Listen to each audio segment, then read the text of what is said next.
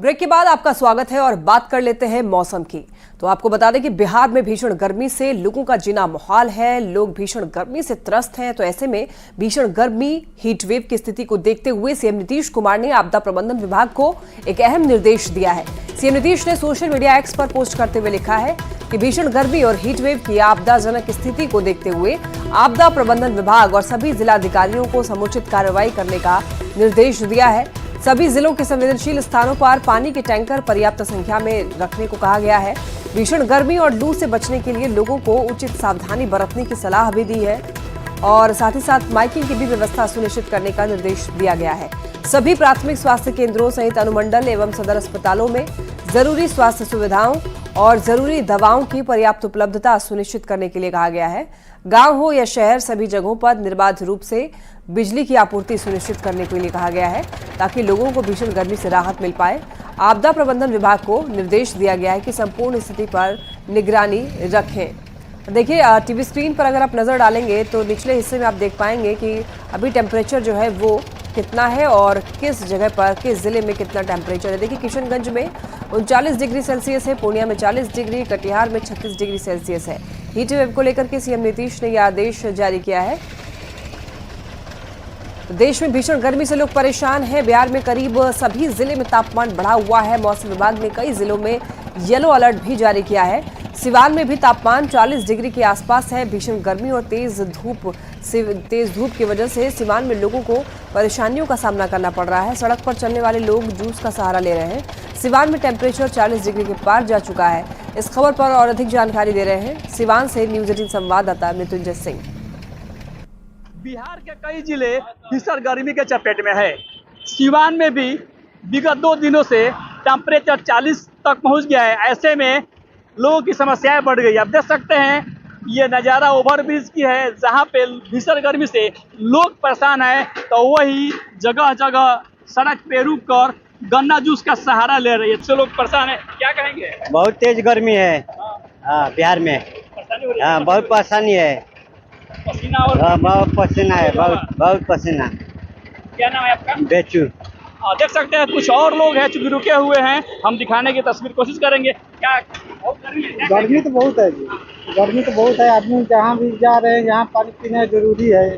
गर्मी से तबाही तो मौसम तो बहुत, बारिश नहीं हो रही है तो क्या करेंगे? बारिश नहीं हो रही है, टेम्परेचर काफी ज्यादा है। गर्मी तो ज्यादा ही है।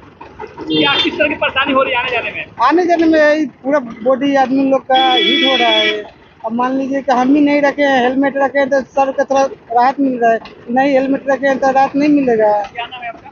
मेरा नाम अर्जुन चौहान है जी, अर्जुन चौहान। क्या कहेंगे?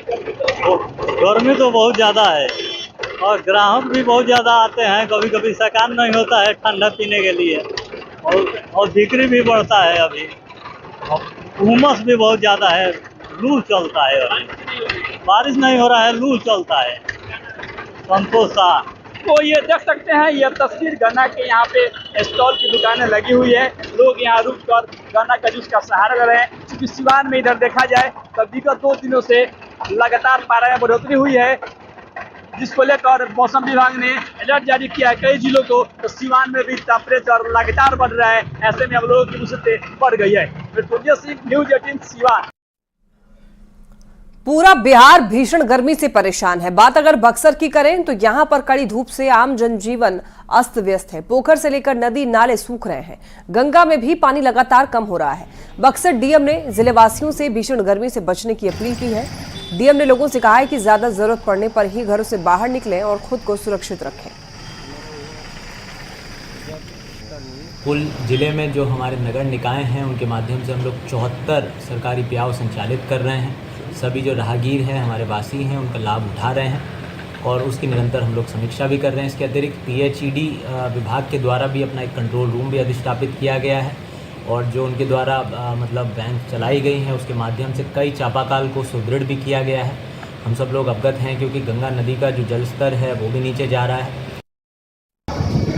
बक्सर डीएम अंशुल अग्रवाल ने कहा है कि जिस तरह से तापमान लगातार बढ़ रहा है, ऐसे में लोग सतर्क रहें, खुद को सुरक्षित जोन में रखें। जब जरूरत हो तो अभी लोग घर से बाहर निकलें। बता दें कि लगातार बक्सर जिले में जिस तरह से हीट वेव की घटनाएं हो रही हैं और लोग गर्मी के चपेट में आकर के लोग बीमार हो रहे हैं और सदर अस्पताल में जो मरीज हैं वो पहुंच रहे हैं इलाज के लिए। तो ऐसे में जिला प्रशासन ने जो गाइडलाइन जारी की है उसका लोग पालन करें और सुरक्षित रहें। पुष्पराज, न्यूज़ 18 बक्सर।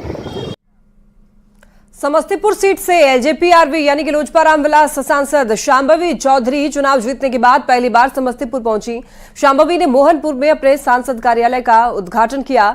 शांभवी चौधरी ने कहा है कि इस कार्यालय के माध्यम से लोगों की समस्याओं को दूर करने का प्रयास किया जाएगा और इसके लिए सभी तरह की व्यवस्था कार्यालय में की जाएगी। पहली बार सांसद बन के वापस अभी तक हमारा शपथ नहीं हुआ है, लेकिन हमने यहाँ की जनता से एक वादा किया था कि हम एक कार्यालय समस्तीपुर में ही खोलेंगे अपने कार्यकर्ताओं की सहूलियत के लिए, जनता की सहूलियत के लिए। क्योंकि कभी कभी ऐसा होता है कि सत्ता के लिए हमें दिल्ली में उपस्थिति अपनी बनानी होती है और हम चुनाव भी उसी के लिए लड़ते हैं। तो जब अगर हम दिल्ली में हो या किसी भी वजह से व्यस्त हो, हमारा कार्यालय 24 घंटे खुला रहेगा। यहाँ पे सब तरह की सुविधाएं भी दी जाएंगी। लोकसभा चुनाव के बाद अब पूर्णिया के रुपौली विधानसभा में उपचुनाव की डुगडुगी बज चुकी है। रुपौली की पूर्व विधायक बीमा भारती के इस्तीफे के बाद यहां पर उपचुनाव हो रहे हैं। जिले के डीएम ने बताया कि 14 जून से लेकर के 21 जून तक नामांकन की तिथि है। 24 जून को स्क्रूटनी होगी और इसके बाद 26 जून तक उम्मीदवार अपना नाम वापस ले पाएंगे। 10 जुलाई को यहां पर वोट डाले जाएंगे, जबकि 13 जुलाई को काउंटिंग होगी। तो डीएम ने बताया कि रुपौली विधानसभा में वोटरों की कुल संख्या 3,13,599 है। वोटिंग के लिए जिला प्रशासन की तरफ से 321 वोटिंग केंद्र बनाए गए हैं। करने की अंतिम तिथि 21/6/2024 है, शुक्रवार के दिन। नाम संवीक्षा यानी स्क्रूटनी की जो तिथि है वो 24/6/2024 है, सोमवार के दिन। अभ्यर्थिताएं वापस लेने की अंतिम तिथि 26/6/2024 है, विड्रॉल का तिथि। मतदान की तिथि है, जो पोलिंग का डे है, वो 10/7/2024 है, 10 जुलाई को है, बुधवार के दिन। मतगणना की तिथि 13/7/2024 को है, सैटरडे के दिन। और वह तिथि जिसके पूर्व निर्वाचन संपन्न करा लिया जाएगा वो है 15 जुलाई, 15/7/2024। बिहार के स्कूलों में नया अटेंडेंस सिस्टम लागू हो गया है। एसीएस एस सिद्धार्थ ने नई व्यवस्था लागू की। अब स्कूल में तकनीकी रूप से उपस्थिति दर्ज होगी। अब ई शिक्षा कोश मोबाइल ऐप से हाजिरी लगेगी। हेडमास्टर, शिक्षक और छात्रों के लिए ये नया आदेश जारी किया गया है। अब हर दिन वीसी के जरिए आंकड़े नहीं मांगे जाएंगे। शिक्षकों को अब सेल्फ अटेंडेंस पर क्लिक करना होगा। इसके लिए टैबलेट और कंप्यूटर उपलब्ध कराया जा रहा है। देखिए, तकनीकी रूप से उपस्थिति अब दर्ज की जाएगी, यानी कि इलेक्ट्रॉनिक माध्यम से अब अटेंडेंस जो है वो बनाया जाएगा।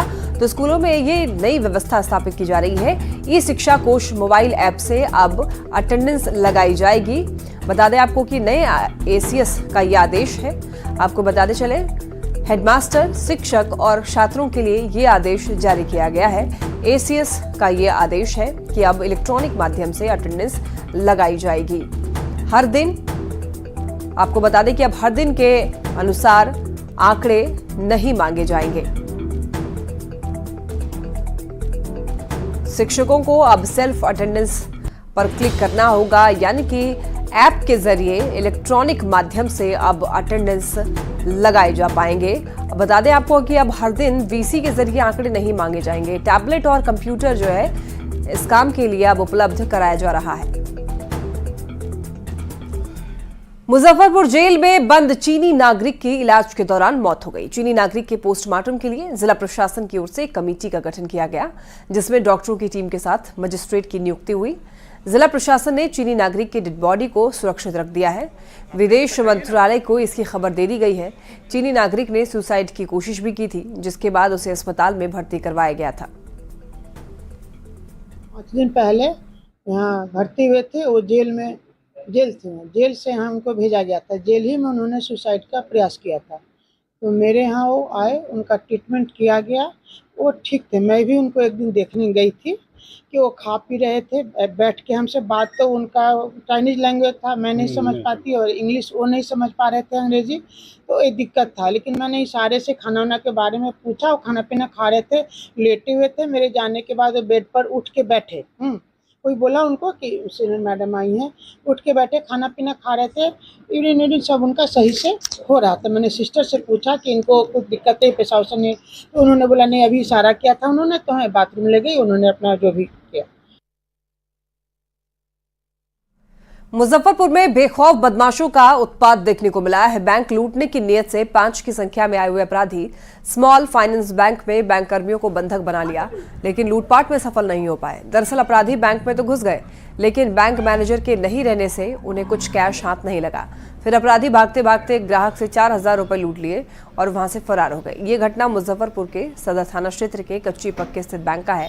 फिलहाल इस घटना के बाद इलाके में हड़कंप मचा हुआ है। पुलिस पूरे मामले की छानबीन में जुटी हुई है। गार्ड साहब बैठे हुए थे दरवाजे के जस्ट बगल में। गार्ड साहब बोले जब मास्क हटाइए, तो थोड़ा सा मास्क नीचा किया, फिर ऊपर किया और वो कमर में पिस्तौल फंस लेते, पिस्तौल निकाला, डरे का गार्ड को भिरा दिया।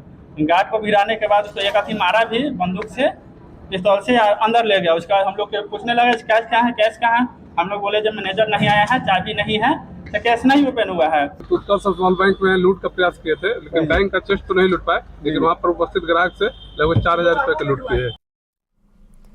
खगड़िया में सरकारी स्कूल के हेडमास्टर पर मारपीट और गाली गलौज का आरोप लगा है। स्कूल के शिक्षक ने डीएम को इसकी लिखित शिकायत की। पीड़ित शिक्षक के अनुसार हेडमास्टर ने उनके साथ हाथापाई की। इस घटना से जुड़ा वीडियो भी सामने आया है। वीडियो में हेडमास्टर और शिक्षक में बहसबाजी हो रही है, वो दिख रहा है। साथ ही एक जगह हेडमास्टर ने शिक्षक पर हाथ भी छोड़ा है। हालांकि न्यूज 18 इस वीडियो की पुष्टि नहीं करता है। फिलहाल पूरे मामले की जांच की जा रही है। विद्यालय में वीडियो नहीं बना सकते हैं, मनवाना आप बिना आदेश के वीडियो नहीं बना सकते हैं, नहीं कर सकते, आप भी मना नहीं कर सकते हैं। अब हमको पागल क्यों कहे, बकलोल क्यों कहे, छिटखोपड़ी क्यों कहे? आप हेडमास्टर से क्यों लड़ते हैं? हम लड़ते नहीं हैं, हम अपने सीमा से जाते हैं, हम अपने टाइम से जाते हैं। नहीं, हम अपना टाइम से जाते हैं, हम अपना टाइम पे भरते हैं। आप हमको प्रताड़ित करते हैं, आप चाबी रख देते हैं, चाबी चोरा के रख लेते हैं जींस में, नहीं निकलने देते हैं, आप निकलने नहीं देते हैं हमको। आप जबरदस्ती आप काम कर रहे हैं, आप स्कूल में आकर रंगबाजी कर रहे हैं। में आपका नाम है। बेगूसराय में रिफाइनरी थाना और इलीगल डिपार्टमेंट की संयुक्त कार्रवाई में अवैध तरीके से चलाई जा रही खाद्य फैक्ट्री का खुलासा हुआ है। फैक्ट्री में भारी मात्रा में निर्मित सामान और सारण इंडस्ट्रीज के नाम से चलाए जा रहे एक प्रोडक्ट का रैपर भी बरामद हुआ है। इस ब्रांड की हूबहू नकल करते हुए बेगूसराय के रिफाइनरी थाना क्षेत्र के दौना में सामान बनाया जा रहा था। पुलिस की छापेमारी में फैक्ट्री संचालक विजय मिश्रा फरार है। इस अवैध निर्माण से सरकार को लाखों रुपए के राजस्व का नुकसान हो रहा है। प्रशासन की ओर से संचालक पर कानूनी कार्रवाई की तैयारी की जा रही है। वही जो नमकीन प्रोडक्ट, उसका नाम है ब्रेकफास्ट, उसी नमकीन प्रोडक्ट उसमें काफ़ी मात्रा में रेडी प्रोडक्ट और उसका पन्नी जो स्टिकर आता है, रैपर, काफ़ी मात्रा में मिला है, तो जिसमें हमारा कंपनी का ट्रेडमार्क एंड कॉपीराइट उल्लंघन हुआ है। तो इसके ऊपर हम लोग अभी थाना में कंप्लेंट दर्ज किए हैं। आगे इसका प्रोसेस होगा, इन्वेस्टिगेशन होगा। आरा में बस स्टैंड पर पेयजल की व्यवस्था नहीं होने के कारण लोगों को परेशानियों का सामना करना पड़ रहा है। आरा के सरदार वल्लभ भाई पटेल बस पड़ाव पर लोगों को भीषण गर्मी में पानी पीने के लिए भटकना पड़ता है। यात्री से लेकर के बस ड्राइवर और आम आदमी के लिए कोई व्यवस्था जिला प्रशासन की ओर से नहीं की गई है। यहां तक कि शौचालय की भी कोई व्यवस्था नहीं है। स्टैंड में भैया कोई सुविधा नहीं है, ना शौचालय है, ना पानी पीने का ठंडा पानी है। हाँ, कोई चीज़ का सुविधा नहीं है। बैठने का व्यवस्था भी वो ढंग का सफाई नहीं होता है। हाँ, गंदगी फैला हुआ है, पूरा कीचड़ है। हाँ, ठंडा पानी लगा था मशीन का, नहीं वो नहीं चलता है, उसमें एकदम बेकार हो गया है वहाँ। और बस वही हम लोग खरीद के पीते हैं, बोतल खरीद के पीते हैं। न सफाई की व्यवस्था है, यहाँ इतना दूर दूर से लोग आते हैं, जब प्यास लगता है तो जिधर तिधर घूमते फिरते हैं। 2-4 गो होटल वाला हैंड पंप रखा है, उसी पर सहारा है। मशीन तो लगा है नया, अब मशीन तो लगा है लेकिन चलता नहीं है, देखने के लिए है, पानी नहीं है ना। पानी चला के देखिए, उसमें पानी अजबे नहीं करता है, लगा तबे से खराब है। सीतामढ़ी में एक ऐसा अनोखा रेलवे हॉल्ट है जहां पर सुविधा के नाम पर रेल यात्रियों के साथ छलावा किया जा रहा है। ऐसा कहना है भीसा रेलवे हॉल्ट पर काम करने वाले रेलकर्मी और यहां से सफर करने वाले रेल यात्रियों का। बताया जा रहा है कि तत्कालीन रेल मंत्री रामविलास पासवान ने भीसा रेलवे हॉल्ट का उद्घाटन किया था। इस हॉल्ट पर न तो पानी की व्यवस्था है और न ही रेल यात्रियों के बैठने की जगह। भीसा रेलवे हॉल्ट का हाल बता रहे हैं सीतामढ़ी से न्यूज 18 संवाददाता राकेश रंजन।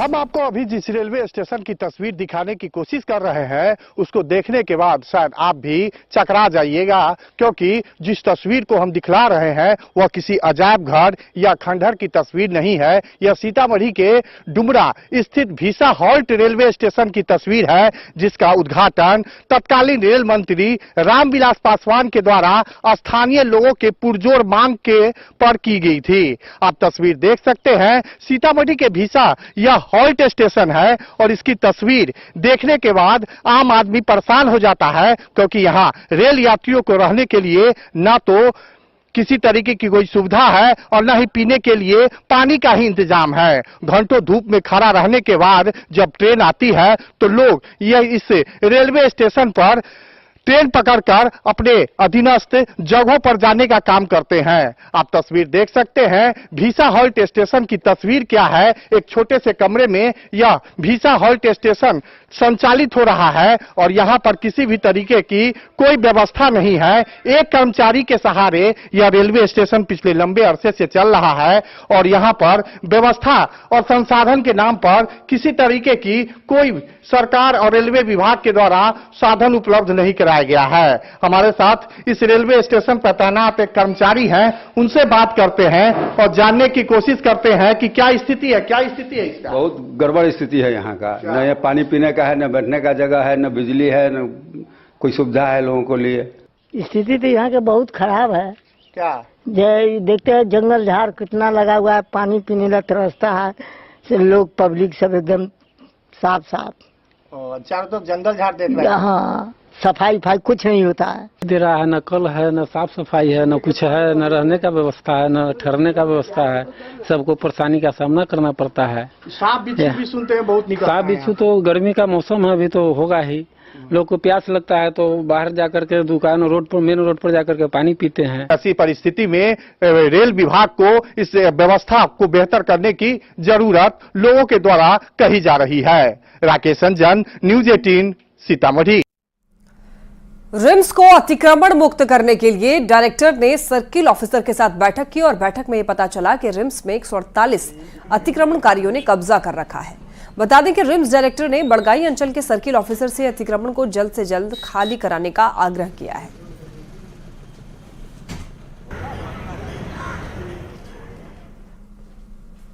और आज जो सीओ से हमने रिपोर्ट ली उसमें ये पता चला कि 148 इंक्रोचमेंट है रिम्स के अंदर, 148, और बहुत जगह बाउंड्री टूटी हुई है रिम्स की। तो आज सीओ साहब को मैंने बुलाया हुआ था और उनसे मैंने वार्ता की। उसमें जो टेक्निकल पॉइंट्स हैं उनको मैंने स्ट्रांग करने की गुजारिश की उनसे, और साथ ही साथ मैंने उनको बताया कि पूरा एक खाका तैयार करिए और जो भी इंक्रोचर्स हैं उनको नोटिस जारी करिए लीगल और कानूनी तौर से दल बल के साथ ये इंक्रोचमेंट हटा दिए जाएंगे। चतरा से हैरान करने वाली खबर सामने आई है। टंडवा गांव में शादी के दिन ही बिगा उरांव की बेटी ने आत्महत्या कर ली। दुल्हन की आत्महत्या करने से परिवार में खुशी का माहौल तुरंत मातम में बदल गया। मौके पर पहुंची पुलिस ने शव को कब्जे में लिया, पोस्टमार्टम के लिए भेज दिया। पूरी घटना पर लड़की की बहन ने बताया कि वो रात में किसी से फोन पर बात कर रही थी। जब उसका फोन मांगा गया तो उसने दिया नहीं और थोड़ी देर के बाद उसने आत्महत्या कर ली। बता दें कि पुलिस पूरे मामले की जांच पड़ताल में फिलहाल जुटी हुई है। उसमें क्या कारण है तो मालूम नहीं, हम तो सब कुछ पूछ के उसको किए। अब वो पहले से भी बताती तब ना हम जानते कि वो किसी को पसंद करती थी, इसलिए का ऐसा कि हम लोग को नहीं बोली। देखे मोबाइल पकड़ा था तो हम सोचे किससे बात करें, पूछे हम किससे बात कर रही है, तब बोले कि नहीं हम किसी फ्रेंड से बात कर रहे हैं। तो कौन फ्रेंड है इधर, बोला हम लोग साथ में बैठे हैं, हम लोग भी मिल लेंगे ऐसा बोले। तो बोली नहीं है इधर से। तो हम मोबाइल थे लूट लिए। लूटने के बाद में फिर वो मोबाइल मांगने लगे तो हम बोले कि हम नहीं देंगे मोबाइल। उसके बाद कोशिश की तो वही समय तो फिर नहीं दिया दोबारा लूटने में ना, वही समय तो सकी तो उल्टी करने लगी। तो उल्टी करते करते हम लोग सोचे कि शायद तबीयत खराब हो गया, ढेर मतलब कमज़ोर हो गया, तो उसको हॉस्पिटल ले गया। कहाँ की है घटना? ये घटना मतलब किरानीगंज से, मतलब कि वहाँ से ईमानगंज पे ले गया गया।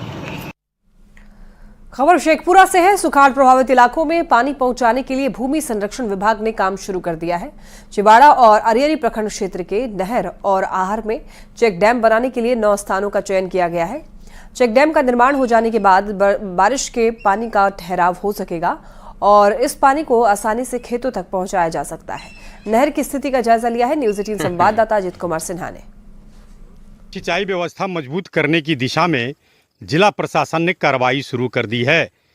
भूमि संरक्षण विभाग द्वारा चिवाड़ा और अरियरी ब्लॉक के अंतर्गत 11 चेक डैम का निर्माण करने की स्वीकृति दी गई है। तो जो पानी का ठहराव है, बरसात का पानी या बड़ी नदियों का जो लिंकेज है छोटी छोटी नदी में, वो पानी इस नदियों में आएगा और उसका ठहराव होगा। ये जिला प्रशासन और राज्य सरकार की अच्छी पहल है। जो किसानों को हाँ, पानी की समस्या का इससे निदान होगा। पहले क्या है कि बरसात के समय में पानी आया और किसान उसको रोक नहीं पाता था। वो सीधे पानी जो है बड़ी नदियों में चली जाती थी, जैसे गंगा है, हर इस रास्ते से गंगा में चली गई, पानी बर्बाद हो जाता था। भूमि संरक्षण विभाग ही है ऐसा जहाँ तो वाटर कंटीजेंट, जहाँ पे वाटर स्कैरसिटी होती है, वैसे ही क्षेत्र में हम लोग चेक डैम का निर्माण करते हैं। ये वर्षा के अनियंत्रित जल को एक नियंत्रित वे में दिशा देती है और 4 फीट तक पानी का रोकता है ताकि आसपास के खेतों में सिंचाई उपलब्ध हो सके। तो निश्चित रूप से छोटी छोटी नदी और नहर में पानी का ठहराव होगा और सिंचाई व्यवस्था मजबूत हो सकता है। अजित कुमार सिन्हा, न्यूज 18 शेखपुरा। खबर भागलपुर से है, जहां पर बिजली बिल को लेकर के तिलका मांझी विश्वविद्यालय और विद्युत विभाग में ठन गई है। बताया जा रहा है कि विश्वविद्यालय में 12 करोड़ रुपए का बिजली बिल बकाया है और इसे लेकर के पिछले दिनों बिजली विभाग की ओर से कार्रवाई की गई थी। तिलका मांझी विश्वविद्यालय का कनेक्शन काट दिया गया था। इसके बाद कुलसचिव ने विद्युत विभाग को विद्यालय का खाता चालू होने के बाद बिल भुगतान की बात कही थी। हालांकि अब कुलपति गलत बिजली बिल थमाने का आरोप लगा रहे हैं। और इसी के साथ इस बुलेटिन में फिलहाल इतना ही। आप देखते रहिए न्यूज 18।